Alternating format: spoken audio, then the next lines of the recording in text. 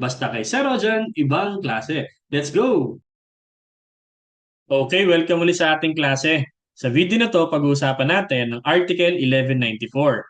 Dito sa article na to, dinidiscuss ang principles ng loss, deterioration, at saka ng improvement ng isang specific thing.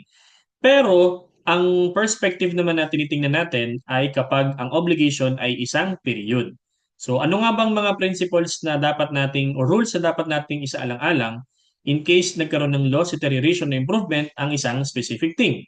Ano nga ba? Ready ka na? Sige, start tayo. Let's go! Ayan, sige, basahin muna natin. Article 1194. In case of loss, deterioration, or improvement of the thing before the arrival of the day certain, the rules in Article 1189 shall be observed. So, dito sa Article 1194, pinag-uusapan yung rules in case there is loss, deterioration, or improvement ng isang thing. Pero ano nga bang thing ang tinutukoy natin dito? So, specific thing.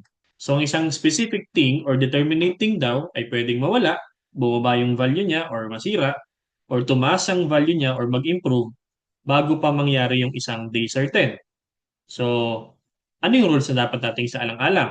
So, titingnan daw natin yung Article 1189. So, dahil dito, panoorin niyo yung lecture natin ng ating 1189. So, hindi na natin papahabain para hindi kayo masyadong maguluhan.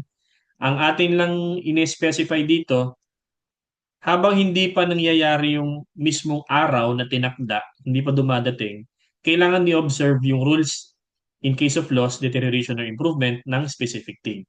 Okay? So, ano-ano nga ba yung mga rules habang inaantay yung pagdating ng araw?